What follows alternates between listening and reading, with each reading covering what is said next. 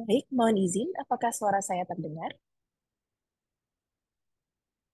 Terdengar Mbak Terdengar, Mbak. Hanifa. Siap. Acara akan kita mulai. Baik, Sister Villa, kita buka acara hari ini dengan membaca basmalah bersama-sama. Bismillahirrahmanirrahim. Pergi ke sungai memancing ikan. Ikan dipancing dengan cacing utuh. Salam dan sapa Sister Villa sekalian.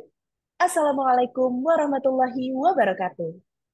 Waalaikumsalam Waalaikumsalam warahmatullahi wabarakatuh. warahmatullahi wabarakatuh. Alhamdulillahirrabbilalamin.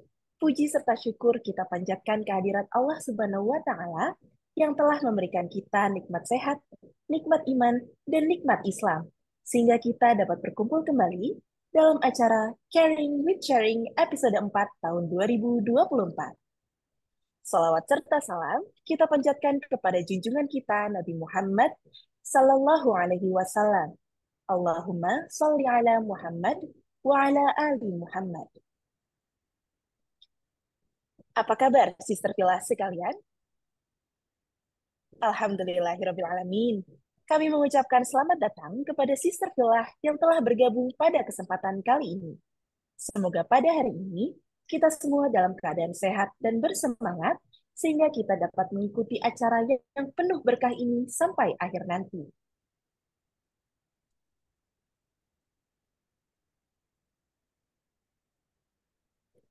Perkenalkan, saya Hanifah Faiz dari Kantor Wilayah Direktorat Jenderal Bea dan Cukai Jakarta yang akan memandu acara pada hari ini. Sister Villa yang dirahmati Allah, acara Caring with Sharing pada hari ini mengusung tema self-direction untuk perempuan hebat, meraih impian dengan penuh kendali. Dalam Caring with Sharing episode ini, diharapkan para pegawai perempuan dapat memperoleh gambaran mengenai pentingnya self-direction bagi perempuan untuk mencapai kesuksesan dan impian dalam hidupnya. Untuk Sister Villa, jangan sampai ketinggalan update kegiatan-kegiatan terbaru dari Wish Kemenq. Langsung follow Instagram @wish.kemenq dan jangan lupa subscribe juga YouTube channel Wish Kemenq untuk melihat kegiatan-kegiatan seru lainnya. Sister Villa yang berbahagia, untuk menambah keberkahan acara pada hari ini, mari kita mulai dengan tilawatil Quran, surah Al-Baqarah ayat 285 dan 286, yang akan dibacakan oleh Kak Rahmah Miftahul Jannah. Kepada Kak Rahmah, kami silakan.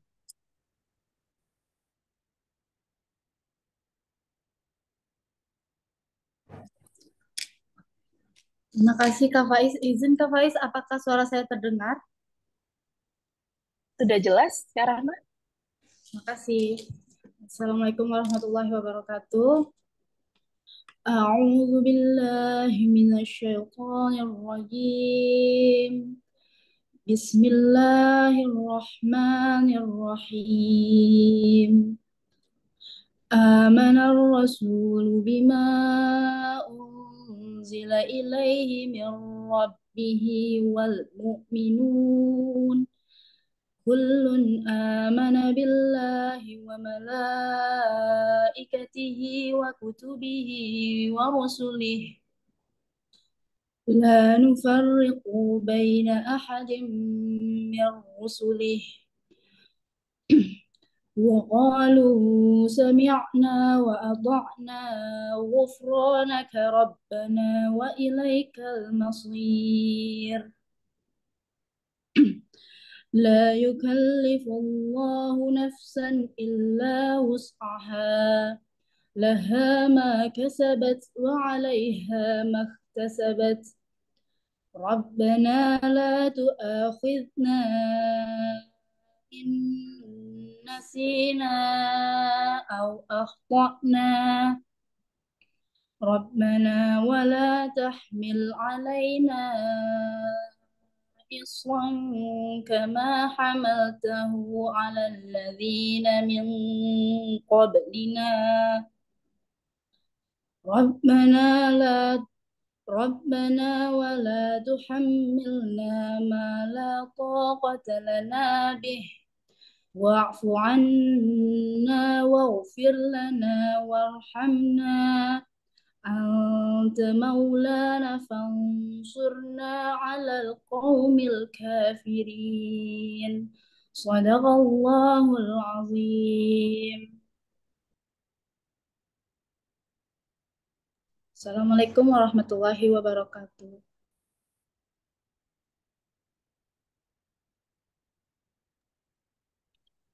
Waalaikumsalam warahmatullahi wabarakatuh. Masya Allah, terima kasih kepada Kak Rahmah atas lantunan ayat suci yang sangat menyentuh hati. Semoga dapat membawa keberkahan dan meningkatkan iman serta takwa kita kepada Allah Subhanahu wa Ta'ala. Sister Villa yang dirahmati Allah, melangkah ke acara yang dinanti, yaitu Caring with Sharing. Telah hadir bersama kita narasumber yang luar biasa, yaitu Ibu Dwi Irianti Hadiningdia. Assalamualaikum, selamat siang Ibu. Waalaikumsalam warahmatullahi wabarakatuh. Selamat siang, Mbak Anifa dan semuanya. Bagaimana kabarnya hari ini Ibu? Sehat, Alhamdulillah. Alhamdulillah. Kami mengucapkan terima kasih ya Ibu telah berkenan hadir pada hari ini untuk berbagi dengan Sister Villa dari seluruh Indonesia. Baik Sister Villa, sebelum kita mulai berbincang dengan narasumber kita, mari kita berkenalan terlebih dahulu dengan Ibu Dwi Irianti Hadiningdia. Beliau merupakan alumnus Universitas Diponegoro tahun 1990 dan alumnus University of Delaware, Amerika Serikat tahun 1994. Beliau pernah menjabat sebagai Direktur Pembiayaan Syariah, Direktorat Jenderal Pengelolaan Pembiayaan dan Risiko pada tahun 2018. Dan saat ini, beliau menjabat sebagai Sekretaris Direktorat Jenderal Perbendaharaan. Beliau adalah pemrakarsa penerbitan Suku Negara Hijau dengan penghargaan internasional sebanyak 32 dan suku retail hijau pertama di dunia dengan penghargaan internasional sebanyak 16. Masya Allah, Ibu Dwi ini pengalamannya sudah luar biasa banyak sekali ya, Masya Allah. Senang sekali pada hari ini Ibu Dwi bisa bergabung bersama kita untuk berbagi ilmu dari pengalaman-pengalaman beliau. Baik, mohon izin Ibu Dwi dan Sister Villa sekalian, sebelum kita masuk ke penyampaian materi, untuk mengabadikan momen kebersamaan kita pada hari ini, kita akan foto bersama terlebih dahulu. Kami mohon berkenan kepada Sister Villa untuk dapat mengaktifkan kamera dan menggunakan virtual background yang telah disediakan. Mari bersama-sama kita berikan senyum terbaik kita pada hari ini. Kami silakan kepada panitia untuk dapat mengabadikan momen.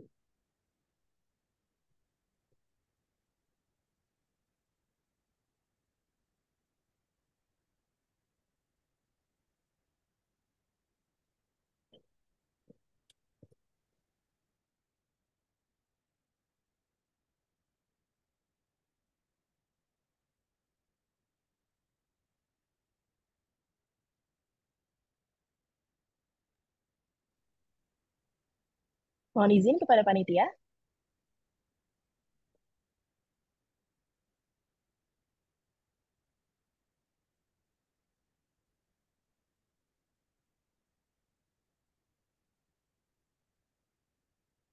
Baik, kita mulai foto.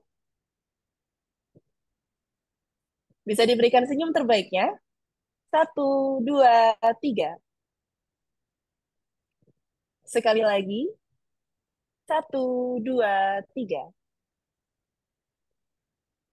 Baik, apakah sudah panitia fotonya? Oke, baik. Baik, terima kasih kepada panitia. Sister Villa yang dirahmati Allah, kita kembali lagi berbincang bersama Ibu Dwi Irianti Hadiningdia. Mohon izin Ibu Dwi. Silakan Mbak Anifa. Ya, untuk tema self-direction kita pada hari ini itu sangat menarik ya Ibu. Dan pastinya sangat penting bagi kita semua sebagai perempuan. Betul begitu Ibu? Berat temanya, berat. Berat ya. Baik, kita bisa langsung ke penyampaian materi ya Ibu. Mohon izin. Kepada Ibu Dwi kami silakan. Baik, Mbak Hanifah, terima kasih teman-teman semua. Bismillahirrahmanirrahim. Assalamualaikum warahmatullahi wabarakatuh. Salam sejahtera buat kita semua. Selamat siang. Puji syukur kehadirat Allah Subhanahu wa Ta'ala yang telah melimpahkan nikmat sehat buat kita semua. Alhamdulillah, dalam kesempatan ini kita bisa bersilaturahim walaupun hanya melalui Teams ya, secara online. Insya Allah tidak mengurangi eh, nikmat kita dalam mensyukuri apa yang telah disampaikan oleh Allah dan melalui Rasul-Nya, dan mudah-mudahan kita terus senantiasa istiqomah dalam menjalankan eh, sunnah-sunnah dari Rasulullah. Tak lupa sholawat serta salam untuk junjungan kita Nabi besar Muhammad Shallallahu Alaihi Wasallam beserta keluarganya, sahabat-sahabatnya, dan mudah-mudahan kita senantiasa diberikan kemudahan oleh Allah untuk menjalankan semua sunnah-sunnah yang diperintahkan Allah melalui Rasul, dan mudah-mudahan kita mendapatkan syafaat beliau di akhir zaman nanti. Amin, amin ya robbal alamin. Eh, Terus terang ini cukup berat ya untuk temanya, tapi insya Allah saya akan menyampaikan, hanya berbagi cerita barangkali ya, apa yang sudah selama 34 tahun saya berkarir di Kementerian Keuangan. Nah, mungkin bisa dibantu slide-nya juga. Self-direction dalam pengembangan diri muslimah.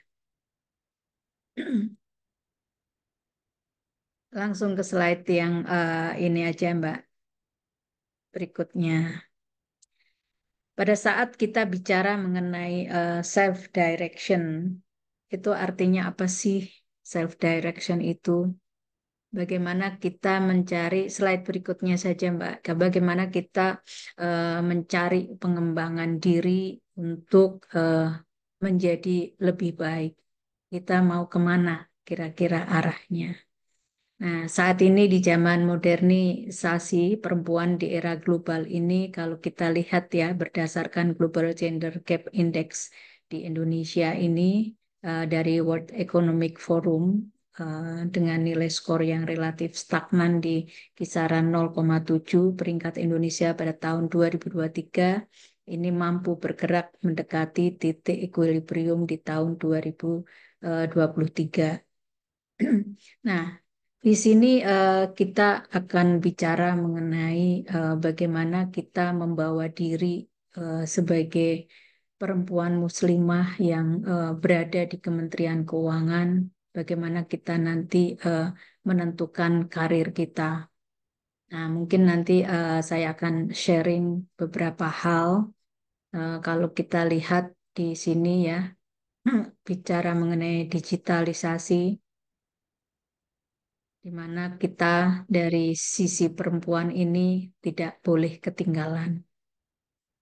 Kita sebagai perempuan yang sudah menentukan pilihan untuk di Kementerian Keuangan, saya melihat beberapa fakta bahwa begitu masuk Kementerian Keuangan atau bekerja dimanapun, itu seringkali kita bimbang di tengah jalan.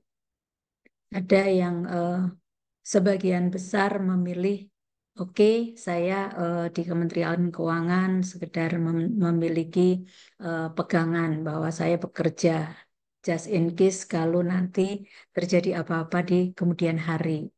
Nah, setelah kita memutuskan di situ, akhirnya ya sudah, kita mau ngikut suami saja dimanapun berada. Saya nggak mau berkarir, saya cukup staff juga nggak apa-apa. Nah, ini semuanya adalah pilihan. Coba kita slide berikutnya bicara mengenai self-direction tadi. Kita mulai dari self-motivasi sendiri terlebih dahulu.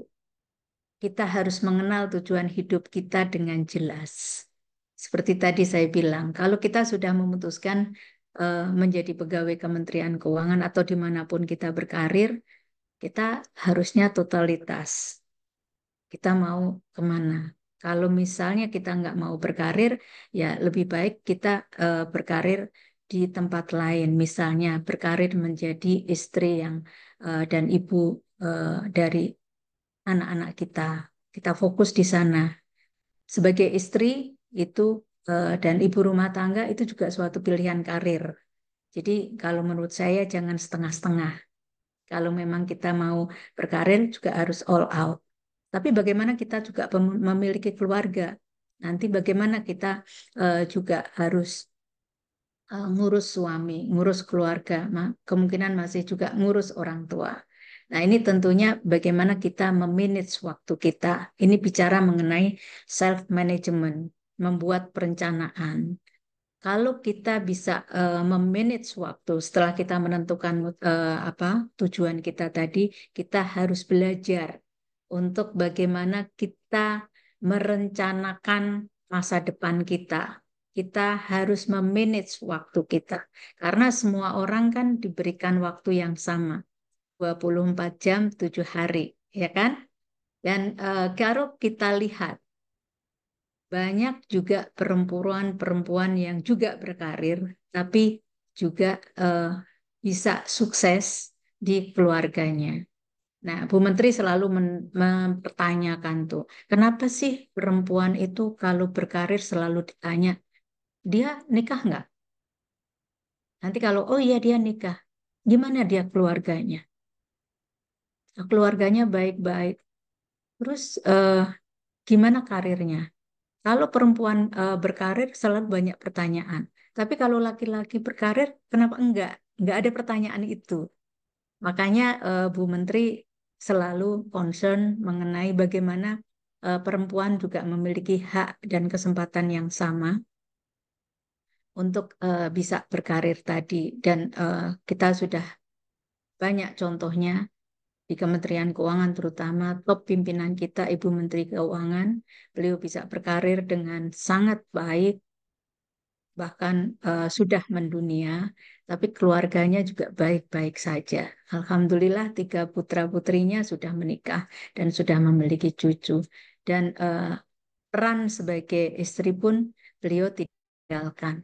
Masih, walaupun sebagai menteri, beliau masih menyiapkan eh, minum sarapan untuk Pak Tony. Itu contohnya. Jadi bagaimana kita bisa mengatur waktu tadi, self management. Kita punya perencanaan, kita identifikasi mana yang prioritas, dan kita harus lebih selektif lagi. Karena kalau perempuan kan biasanya banyak maunya ya, banyak maunya, sehingga begitu kita ini kok saya pengen ini, pengen itu, tapi ternyata kita tidak punya waktu yang cukup. Sehingga banyak perempuan juga akhirnya mengorbankan salah satu yang diinginkan. Pengennya kan semuanya idealis ya, karirnya bagus, keluarganya bagus, semua keinginan bisa tercapai, tapi kan itu tidak mungkin gitu. Nah, kemudian kita setelah memiliki motivasi yang cukup, kita memanage waktu, kita harus berusaha membuat self monitoring. Kalau saya kebiasaannya apa sih yang kita ingin lakukan hari ini, kemudian sore kita coba checklist. Walaupun saya sekarang jarang membuat checklist langsung ini, tapi saya selalu coba ingat apa yang ingin saya lakukan dalam hari ini atau minggu ini terkait dengan urusan kantor, terkait dengan urusan keluarga, terkait dengan urusan pribadi. Nah, nanti setelah itu apa sih malam waktu mau tidur kita coba evaluasi. Hari ini apa nih yang miss gitu ya?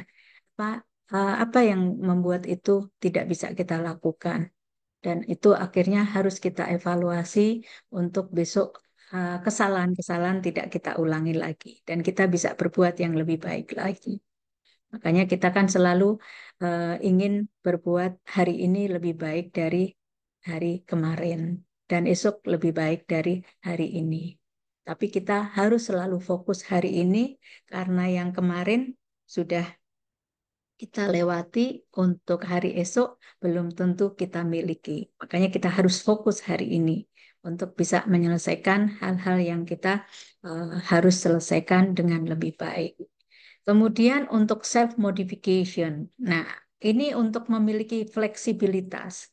Zaman sekarang banyak hal-hal yang kita harus fleksibel dalam artian dinamis untuk dari organisasi kita perubahannya juga sangat cepat. Kemudian mengenai cara kita bekerja juga perubahannya sangat cepat. Ingat sekali sebelum pandemi itu kita hanya setahun sebelum pandemi, kalau nggak salah, kita sudah mulai mengenal Nadine. Sebelumnya di meja itu selalu bertumpuk kertas yang harus kita baca, kita disposisi. Ingat kan, waktu itu kalau disposisi dari dirjen, katakanlah kedua direktur atau ketiga direktur, berarti harus difotokopi tiga. Setelah direktur akan turun lagi ke berapa kasubdit atau eselon 3, katakanlah nanti harus turun ke 3 kasubdit lagi atau eselon 3 lagi, kita fotokopi lagi. Dan seterusnya. Sehingga apa yang terjadi itu akan wasting time dan itulah yang membuat kita nanti tidak efektif dalam bekerja. Makanya kalau tadi dilihat saya punya pengalaman untuk menerbitkan Green Suku, salah satunya adalah untuk mengurangi eh, emisi karbon, untuk memerangi perubahan iklim. Salah satu perubahan iklim itu yang membuat berbagai bencana di seluruh dunia. Salah satunya adalah kita tidak mengelola sampah dengan baik. Kita banyak menggunakan plastik, kita menggunakan kertas yang berlebihan. Walaupun saat ini saya juga minta tadi di printkan, harusnya sudah tidak perlu lagi. Dan dengan digitalisasi kita menjadi lebih efektif lagi dan efisien waktu. Pada saat kita mendisposisi pekerjaan itu kita bisa menggunakan at any time.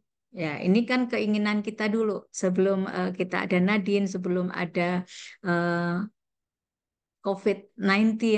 Itu kita selalu bincang dengan Bu Menteri, kita selalu minta, permintaan kalian apa? Fleksibel, Bu. Kerja fleksibel katanya. Wah, Ibu Menteri langsung senang. Ya udah, saya lebih suka itu. Kalian saya kasih waktu fleksibel. Artinya at any time saya bisa hubungin kalian, saya bisa minta kalian bekerja. Bukan sementara yang teman-teman inginkan fleksibel maksudnya ya udah kerja dari rumah, jamnya fleksibel gitu. Nah, itu sekarang sudah terjadi gitu ya. Tapi dengan adanya fleksibel tadi, kita harus mudah menyesuaikan diri, maksudnya. Bagaimana teman-teman kalau bisa melihat tadi, saya sudah 17 tahun di DJPPR, 16 tahun di Biro Hukum. Suddenly, saya jam 8 pagi tanggal 31 Mei, saya diundang dipanggil oleh Pak Dirjen dan juga langsung dikasih tahu bahwa saya dilantik untuk sebagai SES di JPB. Jam 4 dilantik, 4 sore, jam 6 kita langsung sertija. Mbak Hanifah dan teman-teman semua boleh kita mendengarkan azan dulu karena di sini sedang azan. Barangkali 1-2 menit. Boleh ya?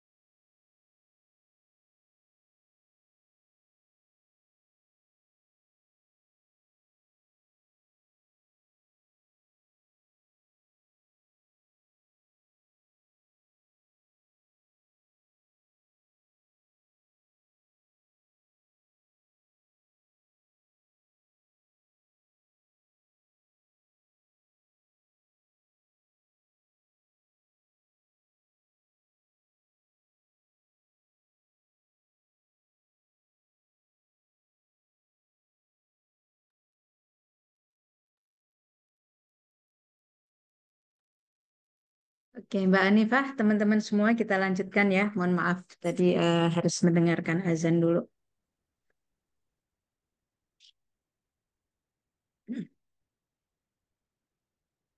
Ya, tadi kita bicara mengenai self direction, bagaimana kita memperkuat motivasi kita dan dilanjutkan bagaimana untuk setelah kita memiliki motivasi yang kuat, kita harus mengetahui caranya, yaitu memanage waktu. Dengan cara memanage waktu, kita bisa menjalankan fungsi kita untuk muslimah yang sudah berkeluarga, misalnya sebagai pegawai maupun kita juga sebagai ibu rumah tangga dan sebagai istri dan seorang ibu. Itu harus kita jalankan dengan sebaik-baiknya. Capek dong, Bu, gitu. Nah, itu capek ya pasti, tapi kita selalu sampaikan dan saya selalu memperkuat diri sendiri ya, niatan itu apa yang saya lakukan selalu ada ganjarannya. Kalau kita menjalankan selalu ada eh, pahala di dalamnya. Makanya kalau kita waktunya sudah kita selesaikan di kantor, kita juga akan segera menyelesaikan pekerjaan kita atau tugas kita sebagai eh, ibu maupun sebagai eh, istri. Insya Allah itu akan berjalan dengan baik. Karena Allah selalu mengatakan bahwa eh, setelah kamu menyelesaikan tugas-tugas kamu, sholat kamu, segera kamu bertebaran untuk menjalankan eh, tugas-tugas yang lain. Itu yang selalu saya pegang. Makanya saya juga ajak tim saya selalu, kalau sudah azan segera sholat. Ya, wabil khusus karena kita harus menyelesaikan ini untuk bapak-bapak, biasanya sudah saya suruh sholat. Kemudian jangan terlalu lama membuang waktu di masjid, segera menyelesaikan tugas-tugas. Saya selalu sampaikan, jangan mempermalukan diri kita sebagai muslim dan muslimah kita harus juga mampu bersaing. Nah, di sini kita coba lihat ya, sesungguhnya Allah tidak akan mengubah keadaan suatu kaum sebelum mereka mengubah keadaan diri mereka sendiri. Dalam Al-Quran surat Ar-Rod ayat 11. Artinya apa? Kalau kita tidak mau mengubah diri kita sendiri, Allah tentunya tidak akan mengubah nasib kita. Dengan cara yang tadi, bagaimana kita memiliki self direction yang kuat, dengan memotivasi diri, memanage waktu kita dengan baik, dan kita selalu melakukan evaluasi dan juga terus memodifikasi diri sendiri, bagaimana kita lebih agile untuk mengikuti atau menerima perubahan, menerima tantangan, dan tentunya dengan berbekal pemahaman, pengetahuan, dan juga dari belajar dari lingkungan. Nah, insya Allah itu akan terus kita bisa lakukan. Tapi bagaimana caranya, gitu ya? Bagaimana caranya? Nextnya, Mbak. Yuk. Pertama, self-awareness. Nah, self-awareness ini kita harus mampu mengenali keberhargaan diri sebagai muslimah. Saya dulu mulai SMA pengen pakai jilbab, tapi saya merasa saya belum bisa baca Al-Quran dan waktu itu sekolah nggak boleh kita pakai jilbab. Sampai pada waktu saya kuliah. Kuliah waktu itu juga masih banyak tantangan. Cuman kalau ada kegiatan-kegiatan pengajian, saya pakai jilbab, tapi setelah itu kita lepas lagi. Terus setelah lulus kuliah, saya diminta untuk langsung ditawarin, diundang oleh Kementerian Keuangan, waktu itu Departemen Keuangan ya, untuk ada crash program. Makanya saya sempat sekolah kuliah di Delaware karena itu crash program. Jadi saya diundang dari kampus, kemudian ikut wawancara, psikotes, dan diminta untuk kuliah di sana. Sehingga seminggu setelah saya diterima, baru saya membuat surat lamaran. Jadi saya nggak ngelamar tapi dilamar. Ada Bu Rina, ada Bu Ari Wahyuni, itu sama-sama dari Undip ya, waktu itu. Nah, Alhamdulillah Saya pada saat di US, saya mantapkan eh, untuk ingin menjalankan sebagai muslimah menutup aurat. Justru saya memakai jilbab di tahun 93 awal, itu saya awali di US. Dan pada saat pulang, mungkin masih satu dua orang yang, bahkan di Birohukum waktu itu belum ada yang pakai jilbab. Bukan masalah jilbabnya yang saya ingin bahas di sini adalah bagaimana kita memiliki motivasi yang kuat untuk siapa sih diri kita. Saya selalu sampaikan dan semangati diri saya sendiri dan tim saya, bagaimana kita sebagai muslimah tidak memalukan. Kita harus juga punya prestasi. Kalau pakai jilbab bukan berarti kita tidak mampu untuk berprestasi. Zaman dahulu belum banyak yang pakai jilbab. Jadi semangat saya adalah oke, saya pakai jilbab, tapi saya juga mampu untuk menjalankan tugas-tugas dan mampu juga mendeliver semua pekerjaannya dengan baik. Karena kalau soal apakah nanti dapat jabatan atau enggak, jabatan itu amanah. Tapi bekerja dengan baik itu adalah suatu kewajiban karena kita sudah berkomitmen menjadi pegawai di sini. Itu yang kita harus menghargai diri sendiri dan bagaimana dalam menghargai diri sendiri.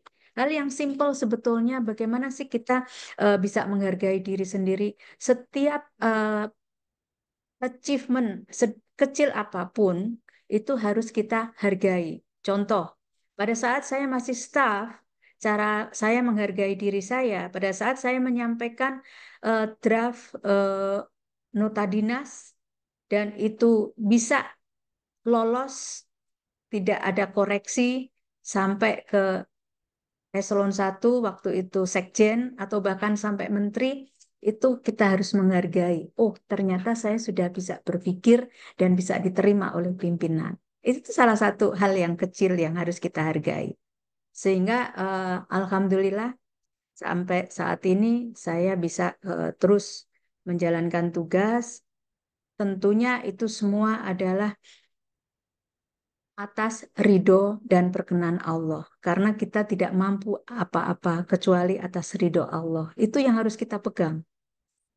Makanya kalau bekerja, prinsip saya tidak harus kita bekerja untuk mendapatkan jabatan. Tapi kata kerja adalah beribadah. Tapi jangan sampai memalukan apa yang kita sandang sebagai muslimah. Yang berikutnya, purpose driven life. Tujuan muslim itu harus sejalan dengan value seorang muslim. Di sini kita sebagai muslimah adalah sebagai khalifah. Dan di Al-Quran, surat Al-An'am ayat 165, Allah berkata, dan dialah yang menjadikan kamu penguasa-penguasa di bumi, dan dia meninggikan sebagian kamu atas bagian yang lain beberapa derajat, untuk mengujimu tentang apa yang diberikannya kepadamu. Sesungguhnya Tuhanmu amat cepat siksaannya, dan sesungguhnya Dia Maha Pengampun lagi Maha Penyayang. Nah, ini kadang-kadang kita sebagai perempuan, terutama yang sedang bimbang ini, banyak teman-teman yang sedang bimbang, terutama yang masih punya anak kecil. Itu pun saya alami waktu itu. Apakah pilihan saya stay di rumah ngurus anak, atau saya tetap bisa bekerja dengan meninggalkan anak, tapi bagaimana saya tetap bisa menjaga anak dan memberikan pendidikan yang baik. Nah, yang saya lakukan di sini adalah pada saat saya meninggalkan anak-anak di rumah. Kalau sekarang sudah bagus ya, ada penitipan anak di kantor kita, di dekat kantor kita, sehingga kita masih terus dekat dengan anak-anak. Kalau saya dulu, begitu saya di kantor, saya tidak mau rugi dengan cara bekerja sekedarnya. Karena apa? Saya nggak mau sudah rugi meninggalkan anak-anak, di sini saya juga rugi bekerja dengan seadanya. Makanya sacrifice saya meninggalkan anak-anak, saya harus bekerja dengan baik. Tapi di sini pun saya juga begitu pulang, saya juga akan langsung menangani anak-anak saya. Bagaimana eh, berdiskusi, ngobrol dengan anak-anak, mulai dari kecil.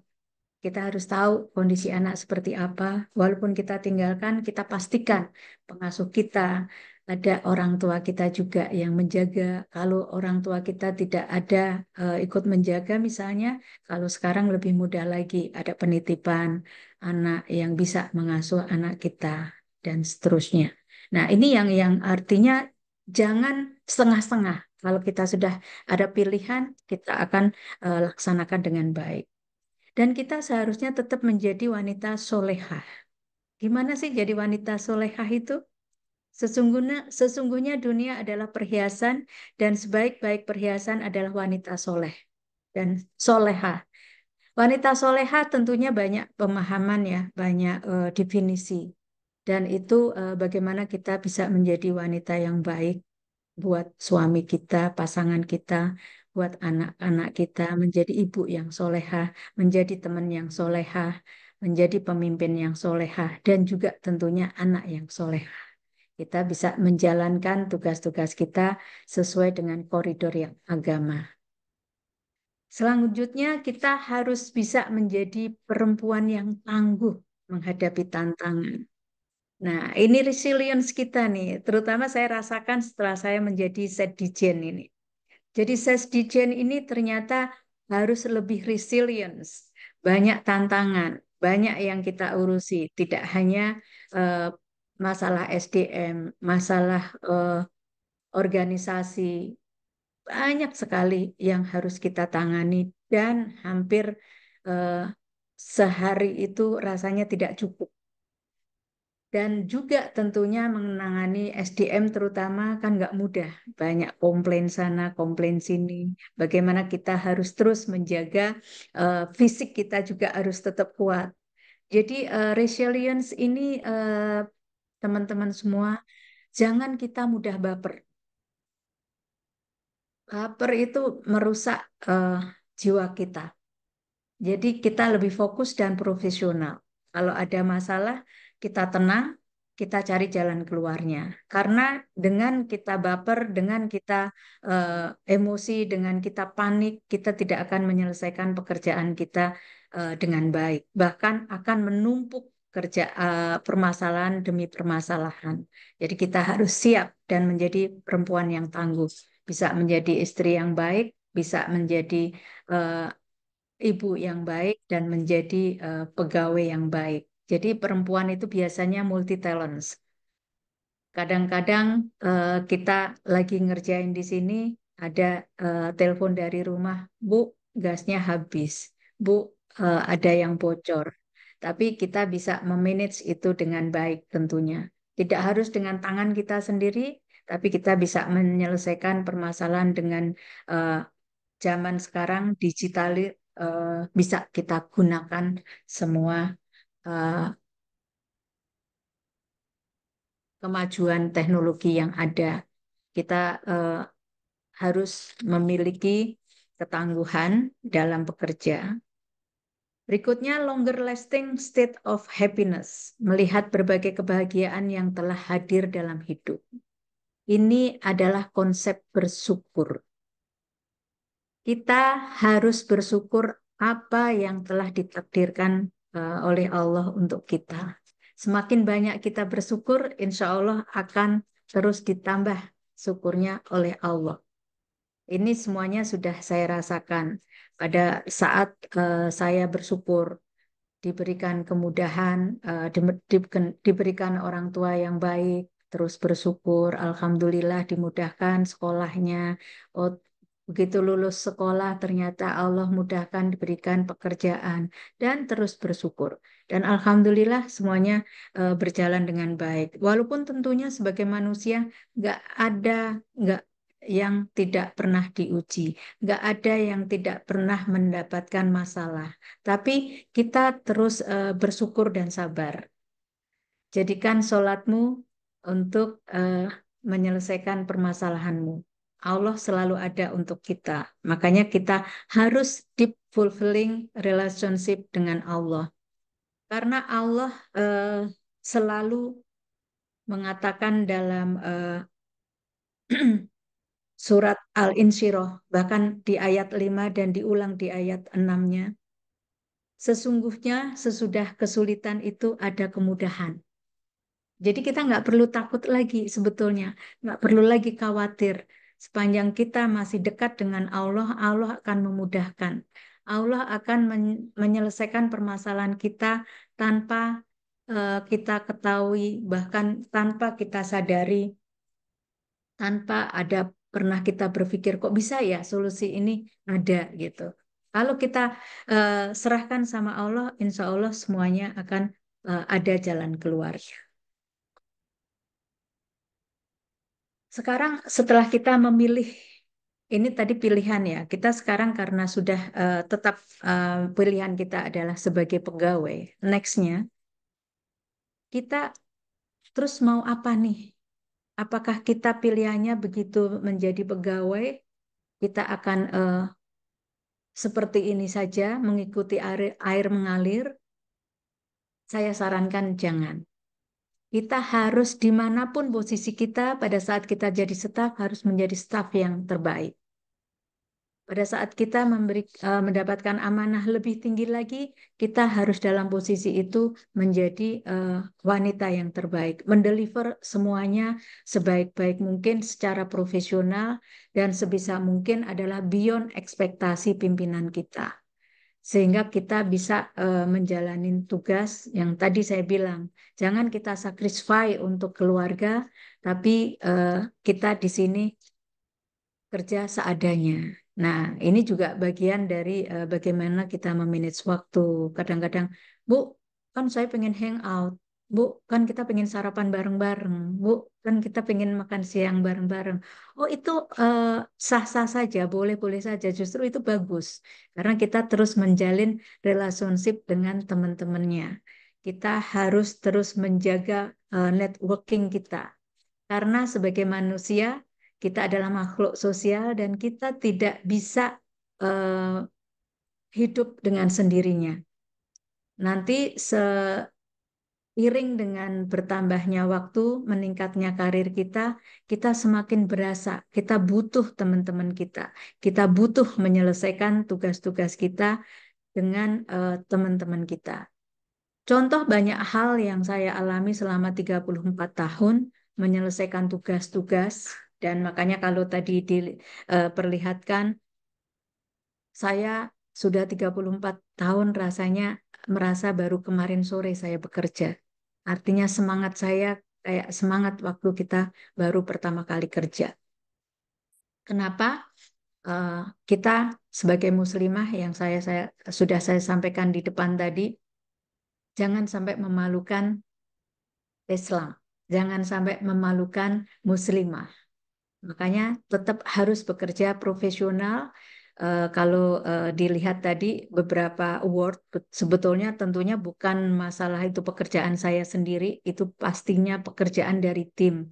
Tapi bagaimana teamwork itu bisa berjalan dengan baik dan kita bisa berperan di sana, itu yang menjadi penting. Sehingga bagaimana kita harus menjaga diri untuk bisa berkolaborasi, bekerja sama, dan terus jangan malu menyampaikan ide-ide brilian kita. Seperti Sukuk Negara atau SBSN atau teman-teman yang sudah berinvestasi, itu dulu hanya sekedar apa yang menjadi keberanian kita. Pada tahun 2005 itu ada Pak Yai Ma'ruf yang sekarang menjadi wakil presiden kita bersama market orang-orang yang pelaku pasar keuangan dan pelaku pasar keuangan syariah, ada dari perbankan syariah, ada dari eh, waktu itu bukan OJK ya, waktu itu masih Bapepam, menyampaikan niatnya untuk menyusun atau membuat instrumen syariah biar perbankan syariah berkembang, biar keuangan syariah berkembang, biar ekonomi syariah berkembang. Nah, pada saat itu memang belum mudah. Dari sisi peraturan belum bisa. yang saya usulkan karena saya mewakili Biro Hukum waktu itu, ya kalau mau kita harus membuat undang-undang yang baru. Kita bisa melakukan itu, kita bisa memprovide instrumen syariah itu, tapi kita harus membuat undang-undang karena Indonesia menganut civil law. Sementara ada beberapa hal, misalnya penggunaan aset hanya sebagai hak manfaatnya, itu belum ada di undang-undang kita. Penggunaan SPV, Special Purpose Vehicle, belum ada.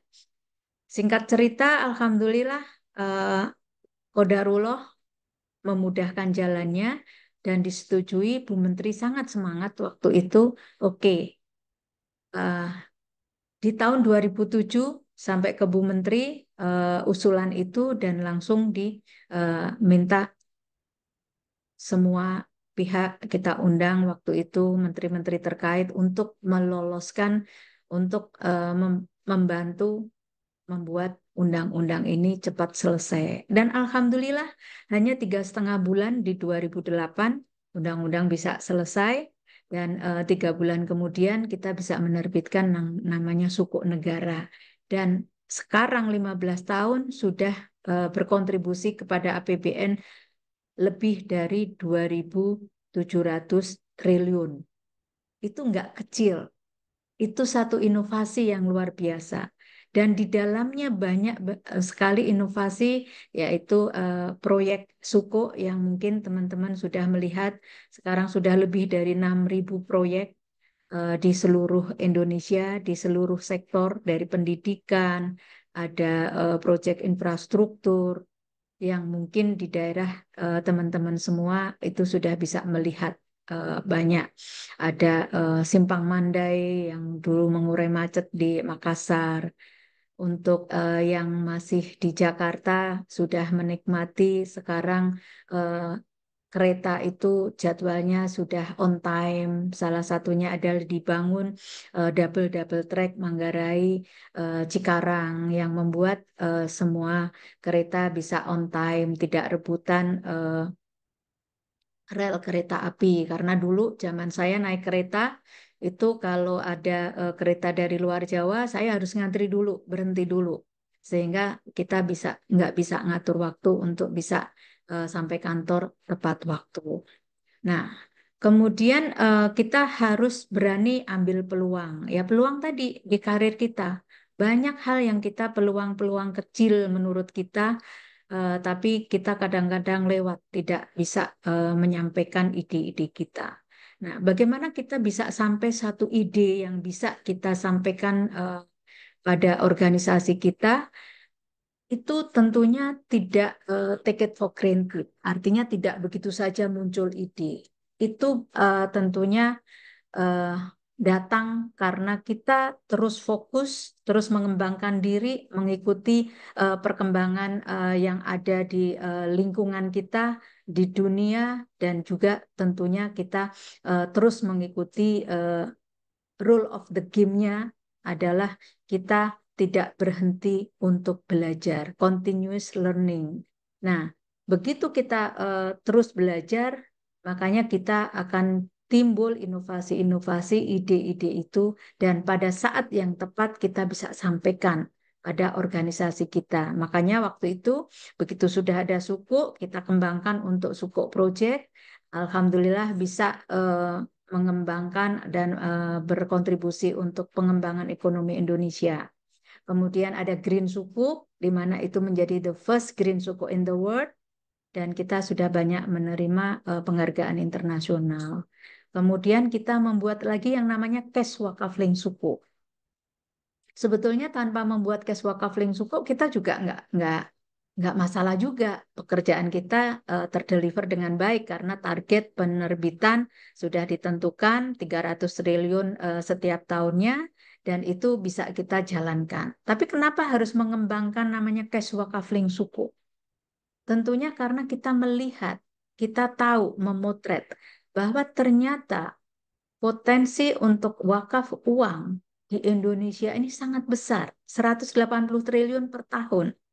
Tapi sampai saat ini banyak kita masyarakat yang belum tahu kalau namanya berwakaf itu ternyata bisa dengan uang, tidak harus aset, tidak hanya untuk makam, masjid maupun madrasah, tapi ternyata bisa dengan wakaf uang. Dan wakaf uang pun ternyata bisa temporer. Artinya kita bisa membuat amal jariah tanpa harus kehilangan rupiah. Caranya dengan membeli cash wakaf link suku tersebut. Kenapa? Karena kita berwakaf tapi dalam bentuk suku. Suku ada masa jatuh temponya. Tenornya 2 tahun. Artinya kita berwakaf temporer selama 2 tahun.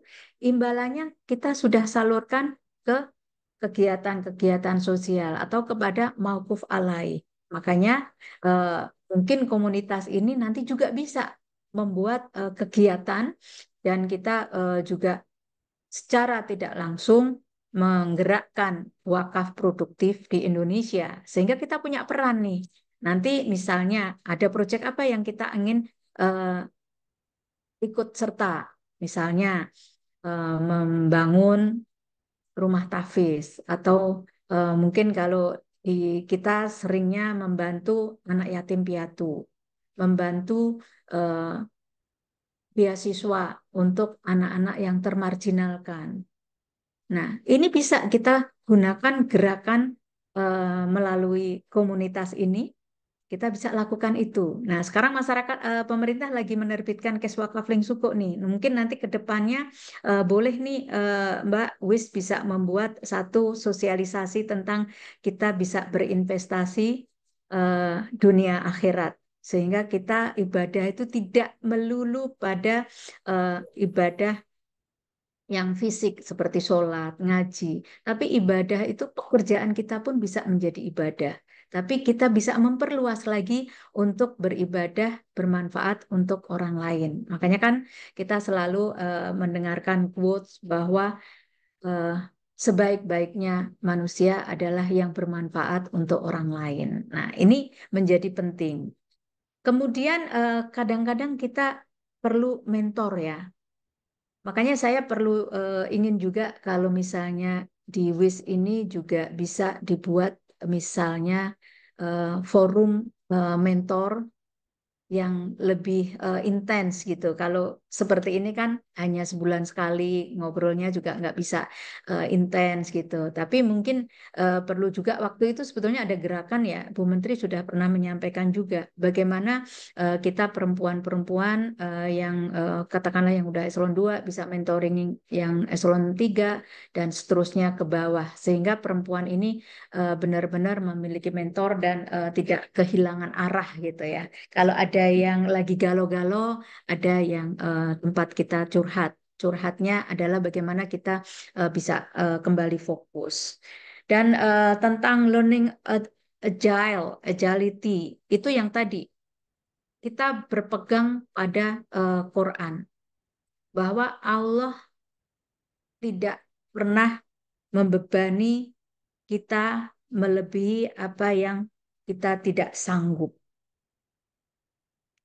Dan kita kalau ada kesulitan, kita harus selalu ingat bahwa setelah kesulitan itu ada kemudahan. Dan ini janji Allah. Kita harus percaya itu. Ini janji Allah. Kalau ada kesulitan, Bu, kesulitannya nggak selesai-selesai nih. Ya, kita harus sabar. Insya Allah sedikit lagi itu akan ketemu kemudahannya. Jadi itu bagian dari bagaimana kita terus bersabar dan terus berusaha semaksimal mungkin untuk fokus dan mendapatkan apa yang kita inginkan. Manajemen waktu menjadi penting. Tadi, kalau kita punya plan yang bagus, cita-cita yang bagus, tapi kalau kita tidak memanage waktu kita dan kita tidak memprioritaskan apa yang harus kita laksanakan dulu, akhirnya semuanya bubar. Planning yang sudah bagus akan bubar semuanya. Akhirnya kita frustasi. Nah, yang terakhir seperti kali ini kita lakukan ini terima kasih nih ya dari WIS yang sudah mengundang saya. Kita bisa berbagi pengalaman, berbagi ilmu walaupun sedikit. Dengan berbagi itu akhirnya kita akan bisa terus memotivasi diri dan juga memotivasi orang lain. Nah, ini yang terus kita coba lakukan. Nextnya ini yang saya selalu sampaikan. Saya ini dulu lahir di kampung. Bahkan waktu SD saya sekolah itu cuman pakai sepatu saya sendiri sama kakak saya. Bukan karena saya kaya, karena bapak saya tentara, disiplin. Pokoknya kalau sekolah harus pakai sepatu, pakai sabuk, baju dimasukkan. Begitu sampai sekolah temennya nggak ada yang pakai sepatu. Kita akhirnya lepas. Saya lahir dari kampung. Tapi dengan kita niat yang kuat, dengan selalu dekat sama Allah, Allah akan membimbing kita. Dan akhirnya kita bisa mencapai berbagai achievement yang juga bermanfaat untuk organisasi, bahkan untuk negeri ini. Ini bukan sesuatu yang ingin saya pamer, tapi lebih bukan ria, tapi lebih ingin memotivasi teman-teman semua muslimah di sini. Ternyata kita bisa loh. Orang kampung juga bisa loh. Ternyata saya juga bisa sekolah loh sampai US di tahun 90. Saya sudah bisa ke sana. Kemudian terus dilakukan menyemangati diri dan terakhir ini capaian kita achievement yang saya lakukan dengan tim kita mendapatkan the first winner dari kompetisi yang diadakan oleh Islamic Development Bank untuk kompetisi yang judulnya Impactful Achievement in Islamic Economics. Yang tadi yang saya bilang Keswa Kafling Suku. Sebetulnya saya nggak perlu menerbitkan juga target dari penerbitan suku akan terpenuhi. Tapi bagaimana kita bisa berbuat lebih besar lagi, lebih banyak lagi. Dengan CWLS kita bisa memfasilitasi masyarakat untuk bisa berwakaf dengan mudah dan dengan aman. Dan hasilnya juga bisa digunakan untuk mauquf alai, membantu orang-orang yang sangat membutuhkan. Dan ini prestasi ini boleh dibanggakan oleh orang Indonesia. Kenapa? Karena ini kompetisi ini diadakan setiap tahun dari tahun 88 dan Indonesia baru menang pertama kali ini di tahun 2023 dan menjadi the first winner. Mudah-mudahan ini juga menjadi penyemangat buat muslimah yang terutama yang di Kementerian Keuangan karena ini juga diikuti oleh yang non Kementerian Keuangan. Mudah-mudahan ini nanti bisa memotivasi diri kalau kita sudah memutuskan kita ingin berkarir di sini jangan setengah-setengah. Tapi kalau ingin berkarir di keluarga, lebih baik kita fokus ke keluarga dan kita insya Allah Allah akan memberikan jalan. Karena kalau rezeki itu sudah ditentukan oleh Allah. Dan lebih penting bagaimana kita ingin fokus, kalau misalnya kita berkarir di kantor, bagaimana kita bisa bermanfaat lebih banyak lagi untuk negeri. Dan kalau misalnya untuk kita berkarir di rumah, bagaimana kita menjadi ibu yang baik dan istri yang baik dan menelurkan generasi penerus bangsa ini dengan mendidik anak-anak kita dengan baik. Dan rezeki nggak akan ketukar dan nggak akan kurang.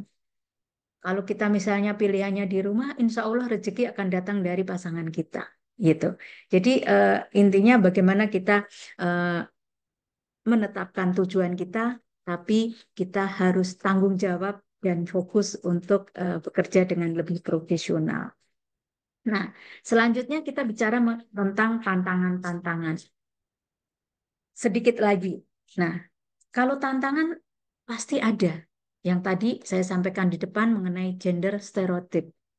Di mana kalau kita perempuan berkarir selalu ditanya yang tadi, yang Bu Menteri selalu nggak suka dengan hal yang itu, gitu ya. Kalau Bu Menteri, kenapa saya sebutkan Bu Menteri? Karena role model kita sebagai muslimah adalah Bu Sri Mulyani yang telah berkarir dan keluarganya juga berjalan dengan baik, sukses, dan alhamdulillah bisa membawa negeri ini dengan lebih baik. Ekonomi kita juga terus membaik, bahkan di tengah-tengah pandemi kita bisa recovery dengan cepat, tentunya karena kita memiliki pemimpin yang baik dan diridhoi dengan Allah dan selalu dekat dengan Allah, sehingga kita bisa menyelesaikan dan menghadapi tantangan itu dengan lebih baik, membuat keputusan-keputusan yang lebih tepat Dan itu hanya bisa kalau kita dekat dengan Allah dan Allah yang memberikan petunjuk tentang itu. Nah, kalau perempuan biasanya kalau lagi dapet PSM, kita tidak stabil emosinya. Nah, soal emosi itu kembali kita harus dekat dengan Sang Pencipta. Kita pelajarin Al-Quran, tidak hanya dibaca, tapi kita pelajari. Tadi contohnya, kalau ada permasalahan, kita kembalikan pada Allah. Kita kembalikan pada ayat 5 dan 6 Al-Insyirah. Bahwa setelah kesulitan, pasti ada kemudahan. Dan itu terus kita tenang. Kalau kita tenang, pasti akan mendapatkan jalan keluar yang terbaik. Peran ganda perempuan tadi sebagai seorang ibu dan seorang pejabat tentunya itu bisa kita lakukan dengan cara memanage waktu, membagi waktu. Kalau kita fokus di pekerjaan, kita tentunya bisa mencari asisten untuk menyelesaikan pekerjaan rumahnya. Dan itu kalau kita atur dengan baik, manage dengan baik, semuanya akan bisa selesai. Dan itu sudah terbukti. Banyak pejabat-pejabat kita juga masih bisa mengurus suami. Contohnya salah satu sahabat saya, Bu Rina Widiani, yang sekarang staf ahli, sampai sekarang beliau masih suka loh masakin keluarganya karena beliau memang hobi masak. Dan ternyata masih bisa dan tetap bisa berkarir. Kalau bicara mengenai pelecehan seksual, tentunya kita sebagai perempuan, kalau saya ya dari dulu selalu bilang, kuncinya adalah di kita sebagai perempuan. Laki-laki dimanapun itu banyak aja godaan. Memang ya seolah qadarullah gitu ya, takdirnya laki-laki itu menggoda gitu. Tapi tergantung kita juga. Kuncinya di kita. Kalau kita bisa menjalankan, menghargai diri kita, dan kita tetap baik dengan siapapun, dengan laki-laki siapapun, tapi kita bisa menjaga diri. Kita tidak meladenin apapun itu. Makanya saya bukan nyalain laki-laki, tapi mereka tetap salah juga. Tapi maksudnya kuncinya di kita. Karena saya sudah mengalami, walaupun kita sudah kadang-kadang sudah tua pun gitu ya, masih ada yang ingin menggoda. Karena yang menggoda itu sebetulnya bukan laki-laki itu, tapi ada setan di sana yang berbicara. Sehingga kita harus dekat dengan Allah dan menjaga diri. Soal gosip, saya dulu pernah punya pengalaman digosipin. Pada saat saya sekolah, saya baru nikah seminggu, saya sekolah ke US, saya tinggal suami. Di sana ada teman saya yang bawa istri. Jadi saya itu hanya kerjaannya dari apartemen, kemudian ke kampus. Saya dari pagi sampai sore, sampai malam, sampai perpustakaan tutup, baru saya pulang. Nah, ini selalu digosipin. Ini, ini, itu. Saya nggak pernah, jarang telepon misalnya, itu juga digosipin. Tapi itu kita selalu tegar saja. Jangan baperan, ya biarin saja. Kalau misalnya saya sih konsepnya kalau diomongin orang malah alhamdulillah berkurang dosa saya gitu. Kemudian gimana Bu, waktu Bu Dwi juga hamil dulu? Saya punya anak dua. Saya pernah hamil 4 kali. Yang dua terakhir miskram, yang satu nomor 3 itu lahir meninggal. Tapi saya selalu sampaikan bahwa oke, kalau sudah selesai eh, melahirkan, kita selesai cutinya, ya harus fokus. Apalagi dulu sebetulnya saya pulang dari Amerika tuh saya selalu bilang sama pimpinan saya waktu itu eselon 3, Pak, boleh nggak ya saya kerja dari rumah, saya kerjain di rumah, eh, semuanya nanti saya email, saya kirim hasil pekerjaan saya. Atau misalnya Bapak menyampaikan, kalau dulu kan belum ada WA ya, email aja masih jarang gitu. Tapi sudah mulai ada gitu ya. Tapi waktu itu kan peraturan belum memungkinkan. Nah, sekarang kan peraturan sudah ada memungkinkan, sehingga harusnya itu tidak menjadi masalah. Eh, Terakhir, slide terakhir, kita bicara mengenai manjada wajada, tips dan trik untuk wanita terus berkarya. Ini nanti menurut saya bisa dibaca, sebetulnya tips-tipsnya tadi sudah saya sampaikan. Kalau kemampuan digital, Apalagi yang masih muda harusnya bisa mengikuti dong. Kalau kalau saya sudah tua aja masih sedikit bisa mengikuti walaupun belum semuanya gitu ya. Tapi itu kita harus cerdas. Kita harus bisa mengikuti, tapi kita harus bertanggung jawab. Kita harus pilah-pilah mana yang bermanfaat untuk kita dan mana yang enggak. Contohnya kalau kita tahu, oh sekarang belanja online mudah, tapi jangan sampai membuat kita jadi boros. Caranya gimana? Ya kita harus selektif. Kalau saya lebih baik saya nggak memiliki misalnya Shopee atau Bukalapak. Kalau saya butuh ya saya minta tolong untuk dibelanjain sehingga kita tidak kita masih bisa memanage keuangan kita. Kemampuan beradaptasi itu menjadi penting. Tadi sudah saya sampaikan bagaimana kita mudah beradaptasi. Apalagi sekarang Kemenkeuan ya, kita setiap saat kita nggak tahu-tahu kita dimutasi ke tempat yang lain, kita harus siap dan selalu eh, bersiap siaga. Dan itulah pentingnya networking kita. Dengan networking itu kita akan mudah menyelesaikan tugas-tugas kita. Karena kita nggak bisa belajar sendiri dan katakanlah saya harus belajar dulu lama baru bisa menyelesaikan pekerjaan, nggak mungkin. Untuk itu kita harus memiliki networking untuk mau belajar dengan siapapun. Work-life balance priority itu menjadi penting. Nah, di sini banyak yang belum saya lihat ya. Mudah-mudahan kalau teman-teman saya rasa enggak. Kita ada flexi time, terus akhirnya pulangnya malam. Nah, itu juga perlu dipikirkan juga bagaimana flexi time itu kita memanfaatkan waktu. Tapi kita juga harus tetap jaga kesehatan, makan yang sehat dan juga olahraga yang cukup. Karena kalau olahraga berlebihan juga nggak baik. Karena saya sekarang menemukan banyak anak-anak yang masih muda itu sudah menderita banyak penyakit. Ada yang gagal ginjal, ada yang stroke, ada yang jantung. Itu lebih kepada pola hidup. Karena kalau kita pola hidupnya nggak bagus, nggak teratur, kita sendiri nanti dalam menyelesaikan tugas pun kita tidak teratur dan hasilnya tidak optimal. Mengembangkan soft skill tentunya itu terus kita continuous learning, terus belajar dan belajar itu tidak harus secara formal. Tentunya belajar dari teman-teman kita, dari senior kita, dan tentunya tetap harus mengikuti pengembangan-pengembangan yang disediakan oleh organisasi untuk mengembangkan diri.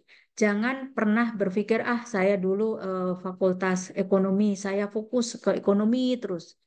Itu tidak harus. Seperti saya dulu dari IPA. Dari IPA kuliahnya Fakultas Hukum.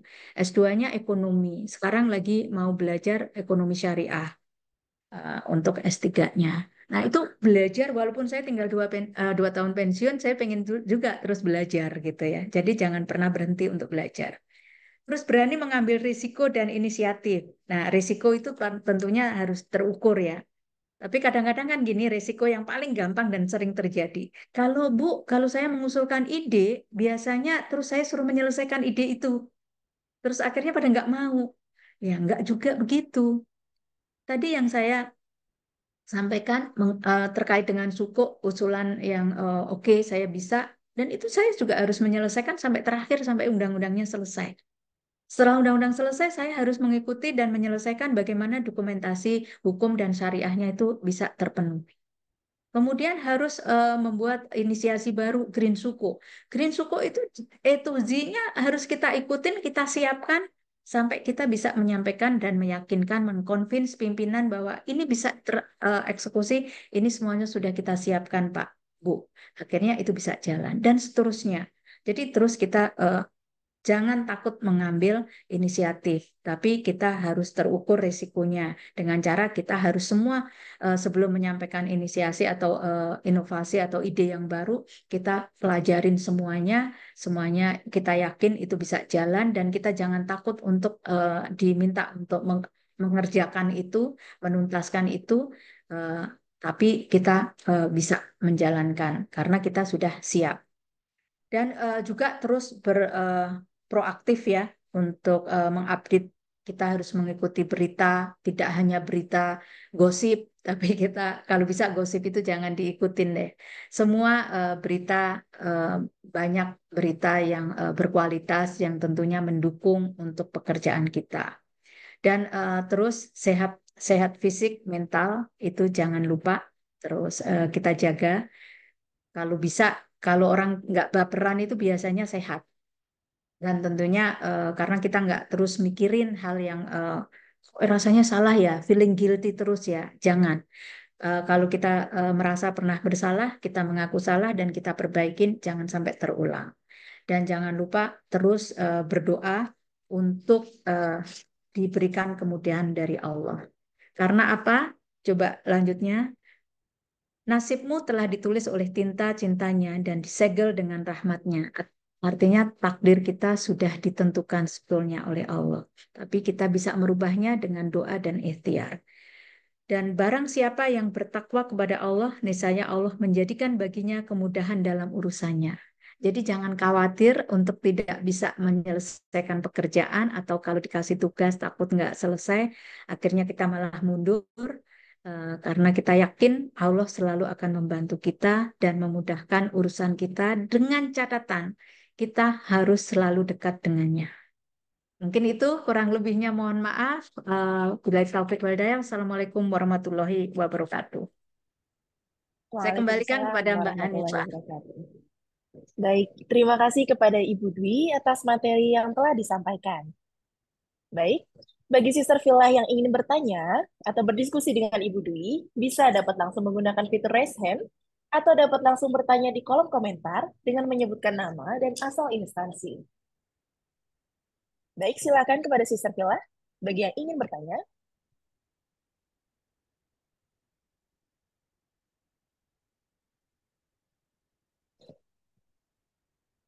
Kalau tidak ada yang bertanya, saya mau bertanya nih, Bu. Boleh. Kalau kita mau berkarir, mau sukses berkarir dan sukses dalam rumah tangga, ya kan, Bu? Tapi ada beberapa pihak yang tidak mendukung kita.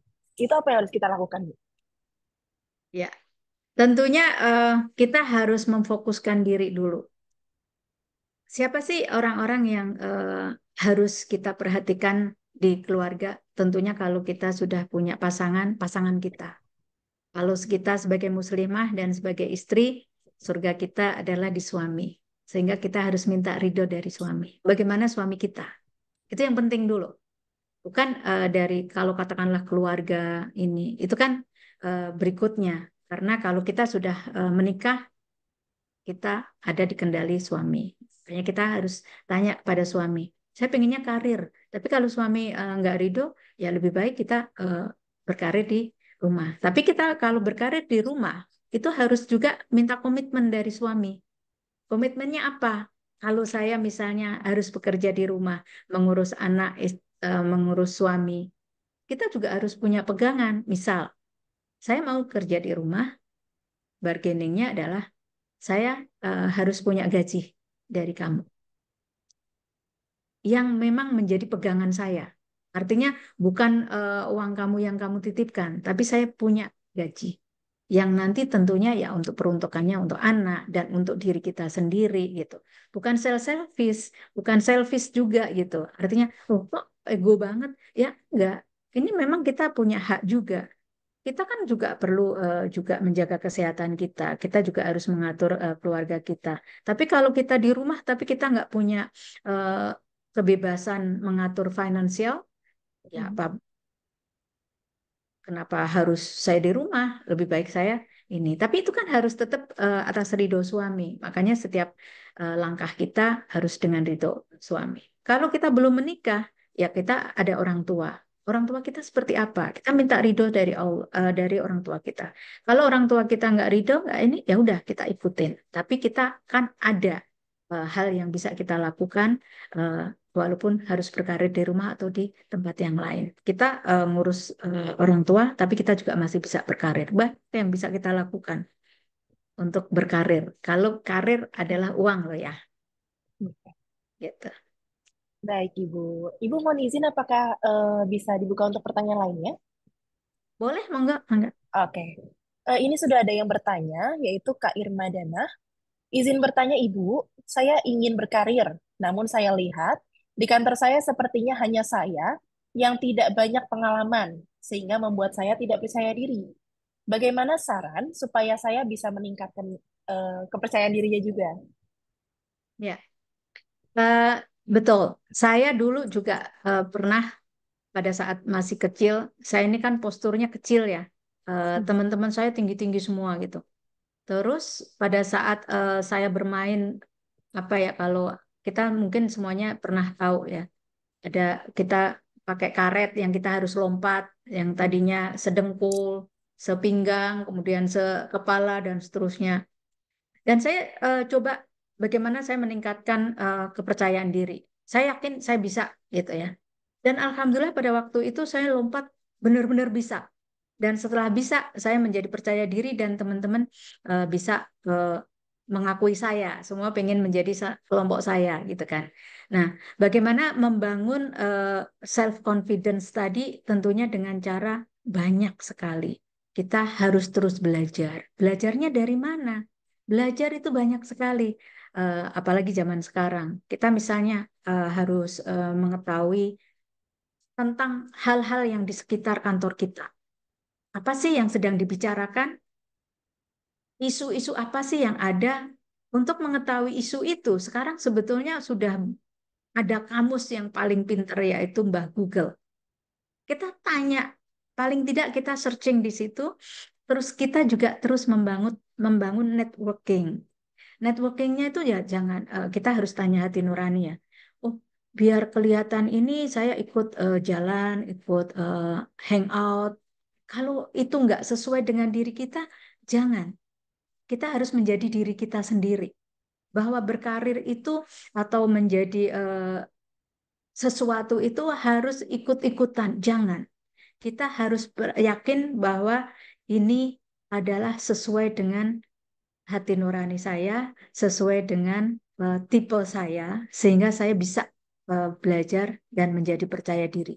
Jangan ikut-ikutan. Kalau kita memang nyamannya misalnya ya, kan ada orang, ah saya maunya HP yang terbaru. Ya nggak harus juga. Kalau kita nggak nyaman sebetulnya, nggak harus juga minder sepanjang kita dihubungin, kita bisa di, eh, dikasih pekerjaan, kita bisa menyelesaikan, bahkan HP itu bisa membantu kita menyelesaikan pekerjaan karena fungsinya, misalnya seperti itu. Jadi kita harus terus melatih untuk membangun kepercayaan diri dengan terus belajar. Belajar dimulai dengan apa yang kita suka dan apa yang menjadi isu-isu di sekitar kita. Sehingga pada saat misal ditanya oleh pimpinan tentang A misalnya, oh kita tahu, nggak usah jauh-jauh. Kita fokus dengan pekerjaan yang harus kita tahu. Jadikan itu menjadi orang yang paling tahu tentang pekerjaan itu, bukan orang lain. Sehingga misal, oh ini SOP-nya seperti apa, ini aturannya seperti apa. Jangan hanya, mohon maaf nih, yang anak-anak sekarang, yang saya ketahui ya, yang kebetulan saya tahu gitu. Kebanyakan karena semuanya itu by system, itu terus akhirnya ya sudah dengan by system itu saya yang penting tahu gimana ngetrisnya dan itu selesai. Kalau ditanya apa-apa selalu ya udah nanti dicari googling langsung tahu. Jangan itu. Coba benar-benar fokus kita memiliki sesuatu walaupun kecil itu menjadi sesuatu kebanggaan kita. Nah, setelah itu baru dicoba yang lebih besar lagi, lebih besar lagi. Kalau misalnya di Kementerian Keuangan, skop pekerjaan kita misalnya di KPPN, apa yang harus kita tahu tentang KPPN. Kemudian setelah kita tahu betul, kita harus belajar apa sih yang dikerjakan di Kanwil dan apa sih yang dikerjakan di Eselon 1 di CPB misalnya. Dan terus nanti akan eh, kita lebih tahu lagi organisasi yang lebih besar lagi dan lebih besar lagi. Akhirnya kita tahu menguasai sesuatu yang seharusnya banyak orang yang nggak aware tentang itu, sehingga kita memiliki sesuatu yang kita bisa banggakan gitu ya. Mungkin itu tipsnya ya, yang pernah saya lakukan juga. Silakan kalau masih ada, Mbak Hanifah. Baik, ini Sister Villa antusiasmenya sangat tinggi ya, Bu ya. Ini udah ada yang raise hand dari Kak Yunarlis. Oke. Silakan Mbak Yuni dari Ya, Tarakan. Oh, saya pernah ke iya Tarakan Ibu. loh. Assalamualaikum warahmatullahi Ibu. Selamat Waalaikumsalam siang Ibu warahmatullahi Dwi. wabarakatuh. Saya dari Iya, KPPN Tarakan Ibu izin bertanya. Tadi terima kasih atas penjelasan yang begitu inspiratif sekali Ibu. Jadi eh, sedikit bertanya Ibu. Tadi kan banyak sudah yang Ibu jalanin gitu ya Bu ya. Apa di dalam perjalanan muncul demotivasi karena kan mungkin melihat perempuan-perempuan lain ada di rumah apa ya lebih fokus sama keluarga gitu ya Bu ya. Nah mungkin kalau saya mungkin terkadang eh, suka ngiri gitu ya ngelihat ibu rumah tangga yang bisa full terus mengantar anaknya dan mengajari anaknya gitu ya Bu ya. Kemudian apa namanya terus bagaimana cara mengelola emosi gitu ya Bu ya. Misalnya kalau di rumah itu kan terkadang kita banyak masalah gitu ya Bu ya.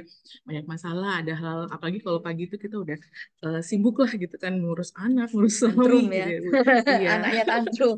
Nah, itu bagaimana mengelola emosi, Bu? Begitu kita sampai di kantor, kita sudah dengan apa namanya hektik dengan pekerjaan yang akan kita kerjakan dan berbagai masalah. Nah, itu terkadang saya sendiri apa ya suka terbawa gitu ya, Bu ya. Terkadang suka lupa kalau tadi mungkin di rumah masih sibuk ini sibuk itu gitu kan, ada yang belum terselesaikan. Ya. Jadi yang sampai di kantor tuh apa ya fokusnya tuh masih agak loadingnya lama gitu. Nah, itu mungkin eh, apa namanya mungkin tips dan triknya yang Ibu pernah rasakan juga gitu. Baik, terima kasih Ibu. Terima kasih Mbak Yuni. Waalaikumsalam warahmatullahi wabarakatuh. Ya, yang saya lakukan, saya yang dulu itu kan lebih susah lagi karena saya tinggal di Bekasi, kerjanya di Jakarta, kendaraan belum sebanyak yang sekarang, belum akhirnya macet gitu ya. Saya selalu membiasakan diri untuk memanage waktu. Memanage waktu itu dengan cara misalnya, saya mau tidur, saya tuh udah tahu besok tuh pagi-pagi saya bangun jam berapa dan mau ngapain. Dan anak harus siap dari jam berapa. Jadi dengan kita terus fokus, jangan mikirin pekerjaan dulu. Kalau di rumah udah lupakan pekerjaan. Kita harus fokus di rumah. Bagaimana kita tersenyum dengan suami, bagaimana kita mengurus anak dan anak siap untuk sekolah. Itu karena kita terbiasa di rumah yang ngurus rumah, jadi nggak pusing gitu. Itu nanti akan terbiasa dan kita bisa mengukur waktu. Coba deh, kira-kira kalau saya misalnya bangun jam setengah 4, setengah 4 saya harus wajib, misalnya mewajibkan diri, saya akan sholat dulu. Karena semuanya harus berangkat dari situ. Allah akan memudahkan pekerjaan kita kalau kita selalu dekat dengan Allah. Oke, kita Baik, sholat, Bu. kemudian tapi waktu sholat ya jangan mikir masak, mikir ini. Jadi nggak kusuk. Kita harus kusuk gitu. Kita usahakan harus kusuk. Biasanya gitu kan kalau sholat, oh aku belum ini, belum ini, belum ini. Karena apa? Itu mungkin belum kita buat perencanaan pada saat kita mau mau tidur. Tapi bangun tidur kita sudah ini. Misal waktu saya mau sholat tadi ada yang sudah kita nancepin nasi, ya kan? Begitu seret nasi kita wudhu, kita mandi sekalian, sholat. Habis sholat nasi kan udah beres nih. Kalau misalnya kita mau masak sendiri untuk anaknya biar terjaga, malam itu mungkin sudah kita rapiin tuh masakannya. Apa aja sih? Nanti tinggal, oh ini plung, plung, plung, plung. Udah jadi nih. Sambil kita pakai baju, itu udah jadi semuanya gitu. Nah, anak-anak gimana? Kan pastinya kita juga harus berbagi dengan suami juga. Apalagi kalau ada ART. ART sudah kita bagi nih kerjanya apa. Kalau enggak, ya suami tolong mandiin anak-anak dan sebagainya. Nah, ini yang memang apa the beauty of how we manage our time gitu ya, benar-benar. Nah, once Kerjasama itu ya Bu ya selesai, berarti. iya, Ya, once itu ya. selesai, begitu kita melangkahkan kaki, kita sudah berdoa sama Allah. Kita akan bekerja, langsung pikiran kita udah fokus ke sana. Jadi saya biasakan untuk sampai kantor tuh bukan bengong, apa yang saya kerjakan. Tapi saya sudah tahu apa yang saya kerjakan. Karena sebelum saya pulang, biasanya saya udah ini, besok tuh saya mau ngapain. Kalau misalnya kita lupa, takut lupa, kita catat. Besok tuh saya mau ngapain ini. Kalau sekarang kan saya gampang dibantu Mbak Caca, dibantu Mas T, udah ada sekretarisnya 3 gitu kan. Semua kan udah diatur, tinggal nanti saya lihat. Tapi kalau yang dulu, ya saya harus sebelum pulang itu saya tahu ini yang masih pending apa, besok saya kerjain apa, set. Dan waktu perjalanan pulang, kita kan masih udah punya waktu nih. Nah, ini saya ada waktu untuk bagaimana nanti saya ketemu anak, ngecek PR-nya, melihat dia udah mandi atau belum, makanannya gimana, dan sebagainya, kita bercanda nanti di sana gitu. Nah, itu yang lebih kepada manage waktu aja Mbak Yuni. Coba mulai besok ya. Mulai nanti mau pulang, besok tuh apa yang masih saya harus kerjakan besok di kantor. Siap, Terus begitu siap Ibu. melangkah kaki keluar, kita udah mikirin anak. Saya mau ini Ya, gitu ya. ya, syukron Ibu. Terima kasih tipsnya Ibu. Sama-sama. Baik, Masya Allah. Sangat luar biasa sekali ya penyampaian materi dari Ibu Dwi dan antusiasme Sister Villa pada hari ini. Tapi karena durasi waktu, pertanyaan akan kami cukupkan. Jadi seperti yang disampaikan oleh Ibu Dwi tadi, bahwa kita perempuan itu bisa untuk terus berkarya ya Bu ya. Baik di karir maupun di keluarga ataupun keduanya. Dengan tahapan dan tips-tips yang tadi sudah diberikan oleh Ibu Dwi. Baik, kami mengingatkan kepada Sister Villa supaya tidak ketinggalan update kegiatan dari Wish Kemenq, bisa langsung follow Instagram @wish.kemenq. Karena pada bulan September 2024 akan diselenggarakan acara yang seru banget, yaitu Accelerated AI Bootcamp dengan tema Revolutionize Your Digital Journey with AI. Bootcamp ini dirancang untuk membekali peserta dengan keterampilan praktis dalam mengimplementasikan kecerdasan buatan atau AI dalam berbagai aspek bisnis dan kehidupan sehari-hari. Dan pendaftarannya sudah dibuka hari ini loh, sampai dengan 5 September 2024. Bisa banget, langsung cek Instagram @wish.kemenq untuk info lebih lanjut. Baik, sekian acara Caring with Sharing episode 4 tahun 2024 pada hari ini. Kami mengucapkan terima kasih kepada Ibu Dwi selaku narasumber dan Sister Villa yang telah mendengarkan sampai akhir acara. Semoga dapat membawa keberkahan dan manfaat bagi kita semua, serta kita dapat menerapkan self-direction untuk mencapai kesuksesan dan impian dalam hidup kita. Kalau tadi kami buka dengan pantun, maka akan kami tutup dengan pantun juga. Jalan-jalan ke Kemayoran, tidak lupa membeli ketan. Kepada Sister Villa sekalian, sampai jumpa di lain kesempatan. Wassalamualaikum warahmatullahi wabarakatuh. Waalaikumsalam warahmatullahi wabarakatuh. Makasih Wish Kemenq, untuk teman semuanya. muslimah menggapai jannah.